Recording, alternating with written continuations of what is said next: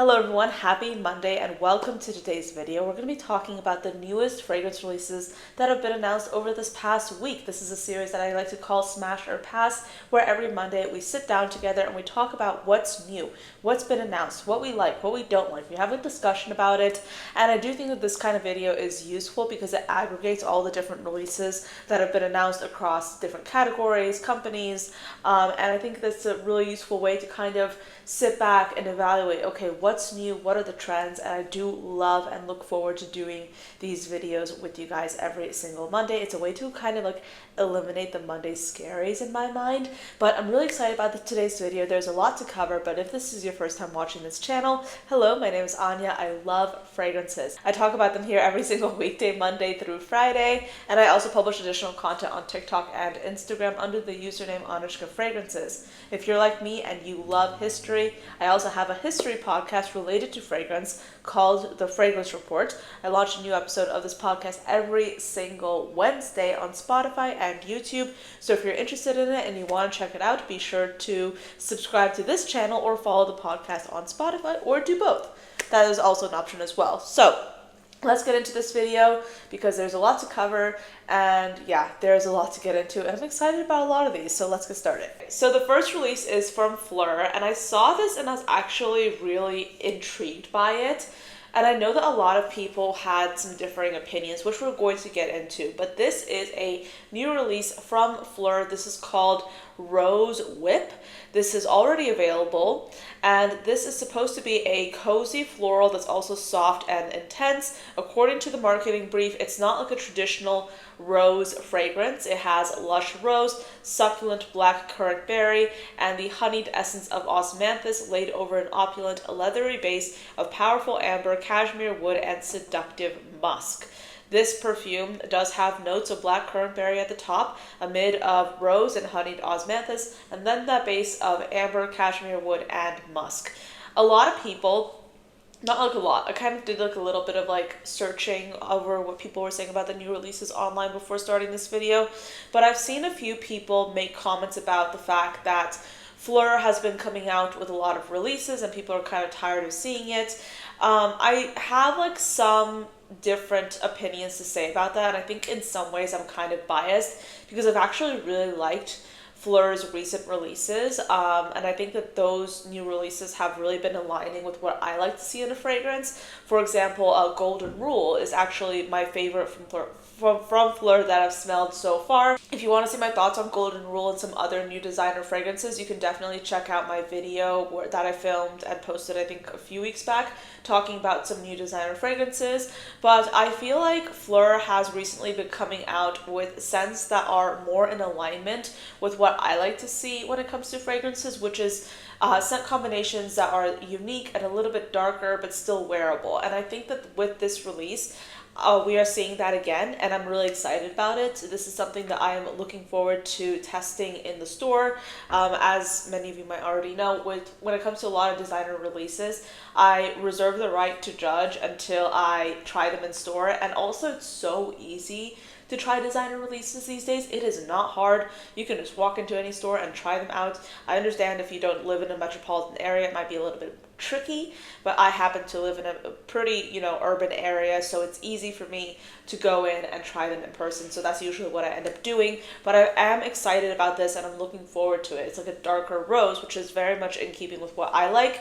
And they're saying it's not like a typical rose, which I think is interesting because I think that people are scared of rose. But rose in and of itself comes in so many different shapes and sizes. There are many different ways to play with a rose note. You can go jammy, you can go aromatic, you can go dark, and I think that they're trying to play with the different aspects of rose here. And I think that's really interesting and exciting, and I'm looking forward to testing this release out. It's interesting because I think Chriselle Lim, she's the owner and creative director of Phlur, I believe. But I've been following her for years, and it's interesting because when you look at the marketing of how they're, marketing the Phlur fragrances, she has intertwined her personal life very much like into the brand. So she has had a lot of personal growth. She went through a divorce a few years back. She also has turned into, or she has kind of like leaned into being a strong, independent, successful woman. And that is also something that she pairs with the fragrances. So if you look at Missing Person was inspired by the kind of idea that if you are in a relationship and then all of a sudden that relationship ends, there's a missing person beside you. Like there's no one beside you anymore. And that's what Missing Person was inspired by.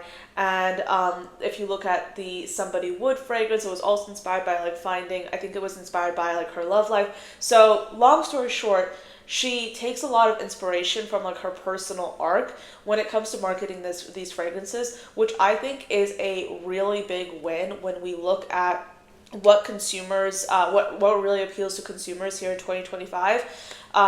Brands that I think have a lot of longevity are quickly getting attuned to the fact that you can't really market a fragrance as effectively if there's a brand behind it, as opposed to if there's a person behind the fragrance, then it becomes easier to market because people are able to establish a more, it's still a parasocial relationship, but they're able to establish a more personal relationship with the person behind the brand as opposed to just the brand, if that makes any sense. So I think it's interesting how her fragrances like turned kind of like started out like very like kind of comforting and musky and have since evolved into fragrances that are like darker, that are more complex, that are more seductive.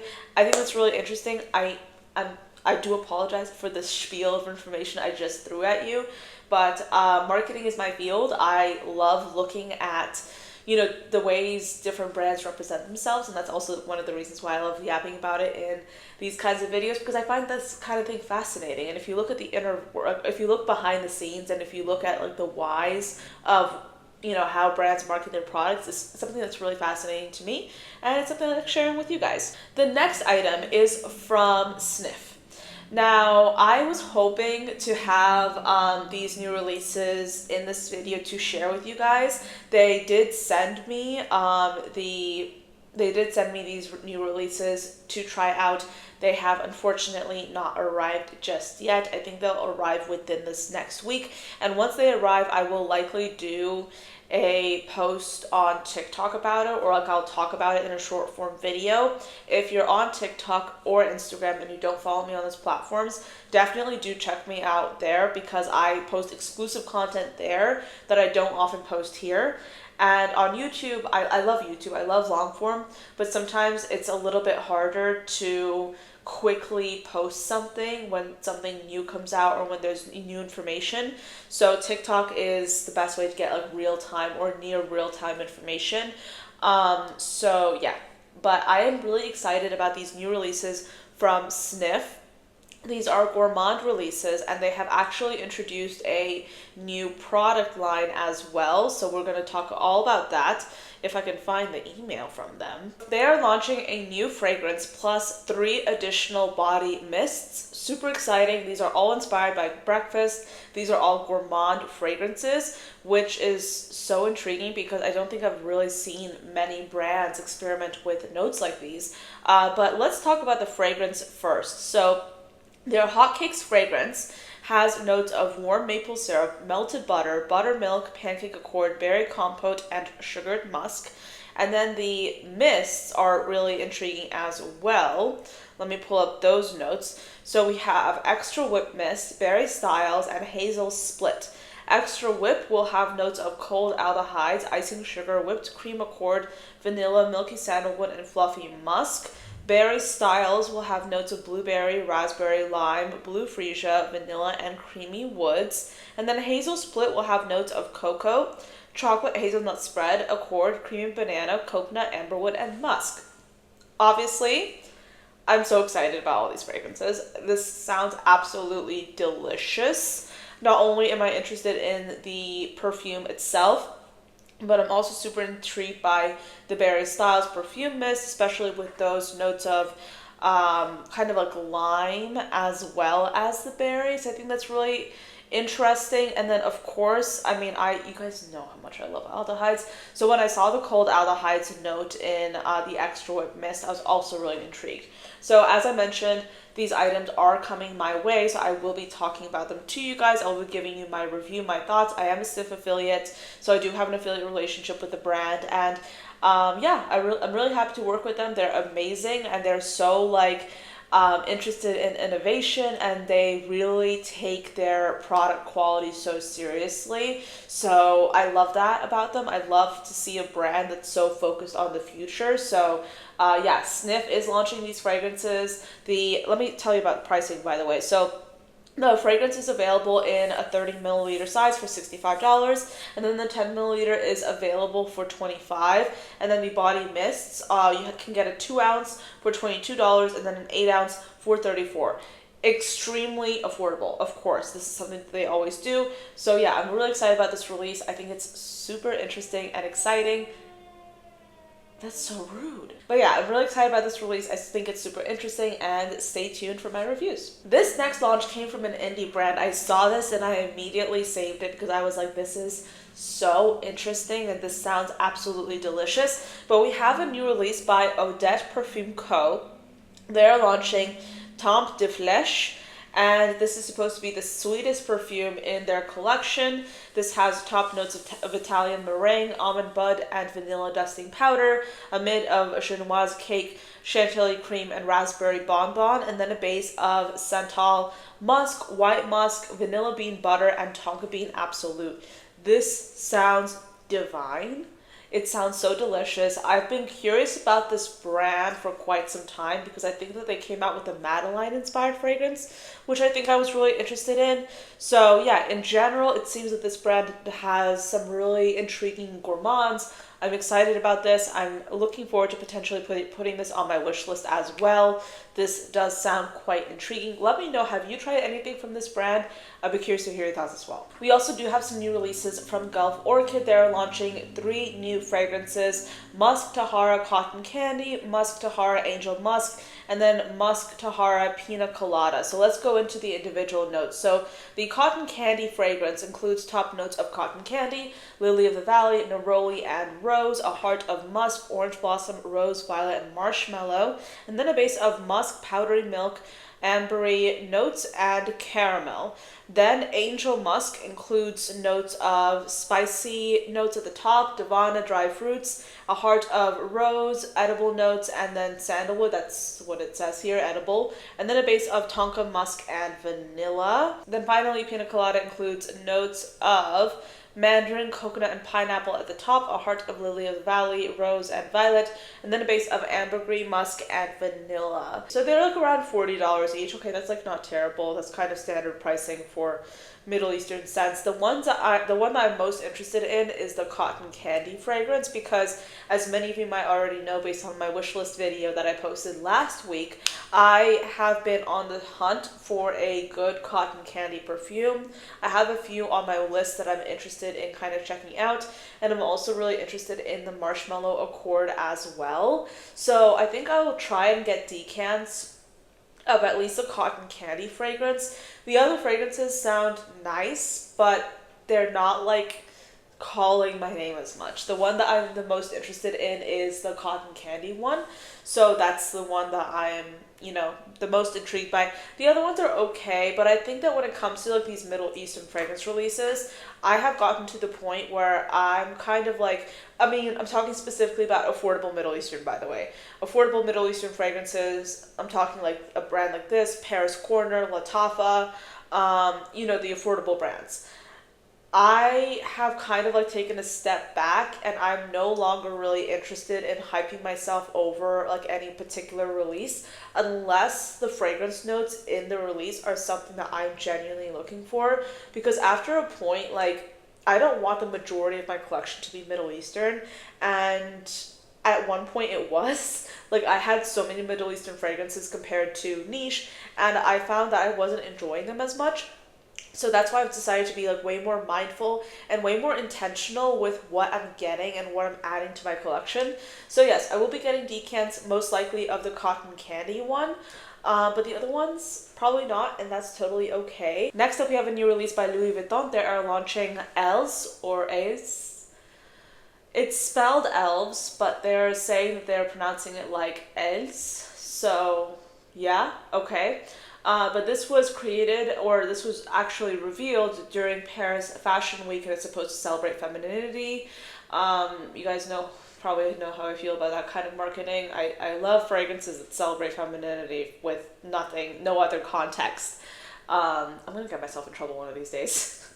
But yeah, no, let me backtrack. I prefer when brands have a more like flushed out way of marketing their products, because to me that feels a little bit more genuine, as opposed to saying, oh yeah, this fragrance celebrates femininity. It sounds like they're trying to make a cash grab. That seems very disingenuous to me. But essentially, this is supposed to combine femininity with French playfulness and unique Parisian chic. And despite being marketed for women, Ez can easily be rocked by men thanks to the spicy opening and the solid woody base. Then why don't you just, I don't know, like make it an androgynous perfume. Anyway, so we have top notes of ginger and cinnamon amid of violet, rose, lily of the valley, and Bulgarian rose absolute, and then a base of amber and patchouli. So this is supposed to be a fragrance that feels spicy and rich, and then opens up into something that's more floral, and ends with amber and patchouli. That does sound really good. This sounds beautiful. I do think that the Louis Vuitton fragrances have some absolutely amazing options, and I'm looking forward to trying this one out. I think it's really interesting. I do love several of these notes, like violet, lily of the valley. This all sounds really delicious. So yeah, this is another release that I'm interested in, but I'm also chuckling at the marketing because I like to give the brands a hard time. I mean, not really. Okay, I like to be very discerning, and I like to be honest with you guys about what I think, because I don't like to sit here and be like, oh yeah, I like everything. And by the way, for those of you who are like, oh yeah, you can't judge a fragrance if you haven't tried it, don't lie. We have all judged a fragrance before trying it, and I am not critiquing the scent profile of something I've never smelled before. I'm just commenting on it. There's a difference. So there you go. I'm sorry, I'm so snarky today. This is what happens. I'm just getting over a cold, by the way, so like my like tolerance level is at like zilch. I have been sick for like about a week and a half. I was also sick last week, so if I sounded really nasally, that was why. I was editing I was gonna say I was editing so many coughing episodes out, but I also don't like saying that I'm sick when I'm sick. But right now I'm getting over it, so I feel like I can say that. So yes, as a result, my tolerance level has been like this for tomfoolery. So that's why you're getting this side of me. So that's that. And then we also have a new fragrance by Narcotica. So I'm a little bit confused as to the name of this, because like this is called Limonata, but I was assuming that this would be like a lemonade inspired fragrance, but then I looked at the notes and I'm like, okay, wait, this is like a little bit more complex than I thought it would be. So I'm kind of surprised that it's Limonata, unless I'm mistranslating it from Italian, which would be fair. Because if I'm misunderstanding it and it's my fault, that is totally on me. But regardless, this fragrance is supposed to be inspired by the radiance of a sunlit coastline, where the scent of citrus groves mingles with the salty sea air. This is supposed to be uplifting and effortlessly fresh. And this fragrance has top notes of grapefruit, red currant, ginger, and pink pepper, a heart of mango and Broxton marine notes, fig, and elemi, and then a base of moss, cedarwood, musk, and amber.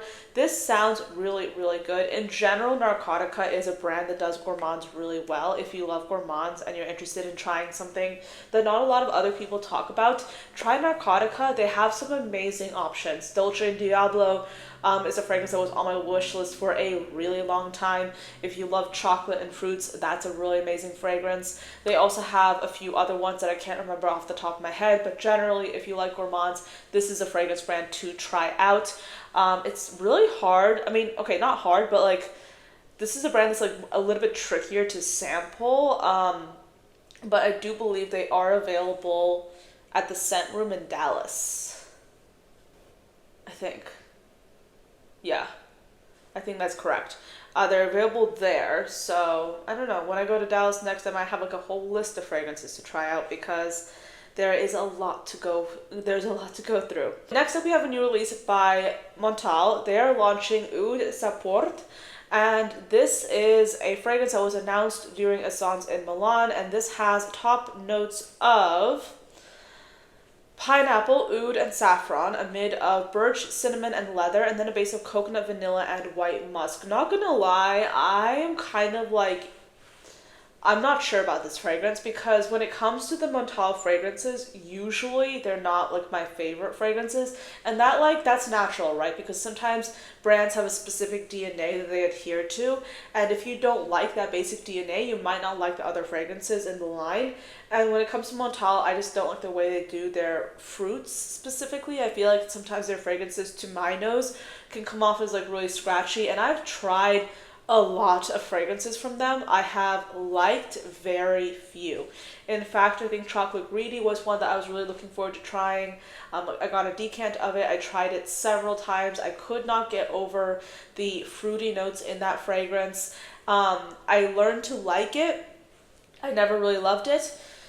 So that's why I'm looking at this and I'm like, I'm not sure if I would like it very much. But again, if you like the Montale signature, this is probably going to be one to keep an eye out for. It was one of the standout releases at Essence. It does seem interesting. I do like leather. It's interesting. I feel like leather, in general, leather is a really good note to pair with fruity notes because it plays off of fruity notes very well, and that's also something I don't think people expect when they think of leather as a fragrance note, to have it play off so well with fruity notes, but that's actually the case. Leather does pair really well with those kinds of notes. So yeah, this is something that I'm intrigued by. I don't know if I would like it or not, specifically because of the Montale signature, and yeah, I don't know.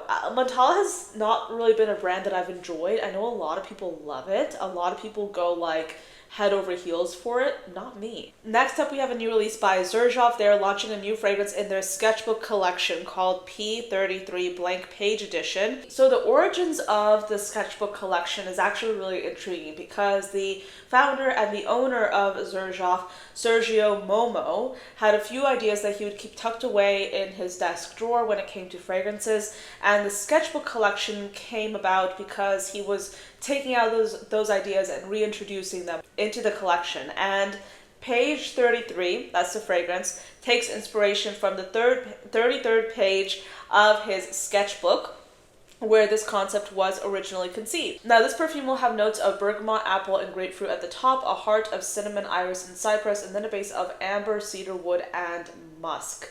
The marketing of this fragrance looks absolutely beautiful. They're really leaning into like the whole like paper aspect of this fragrance. And when it comes to Xerjoff in general, I mean, I did a video last week where I smelled through a few Xerjoff fragrances and I gave you guys like my thoughts and my reviews. Xerjoff is one of those brands that's very aspirational for me. I want to try out some of their fragrances. I'm specifically interested in some of their kind of like underrated, underrepresented fragrances because Xerjoff has so many perfumes, and people, I think, hyperfixate on the super viral fragrances like Italica, Lira, La Capitale, but there's so many other fragrances from them that don't get a lot of airtime but are also super intriguing as well. So in general, this is a brand that I do want to try more from because they seem to have some really interesting and intriguing fragrances, this being one of them. We also have a new fragrance by Regime de Fleur. This is called Green Vanille, and this is a fragrance that really intrigued me when I first saw this announcement. This has top notes of green hazelnut, almond milk, and blue chamomile, a heart of vanilla, coriander, and benzoin from Siam, and then a base of Haitian vetiver, Atlas cedar, and New Caledonian sandalwood. Regime de Fleur is one of those brands that I'm really intrigued by. I've heard a lot of good things, and I really do want to try them out some more, and this launch does seem to be really, really intriguing. If you had told me a year or two ago that I would be interested in green fragrances the way I am right now, I probably would not have believed you because I was a gourmand girl through and through.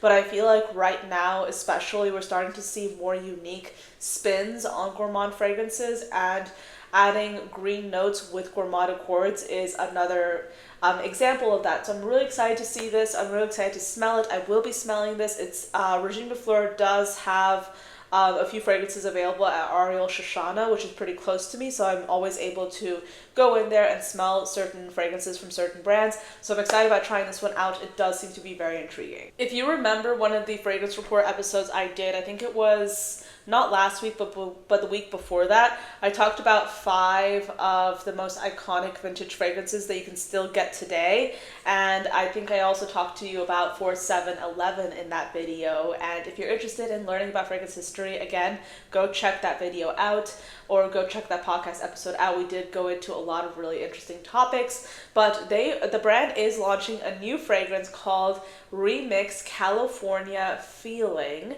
So this is supposed to be a fragrance that's a very summery perfume. It's inspired by California, of course, and it's supposed to be a refreshing summer appropriate scent.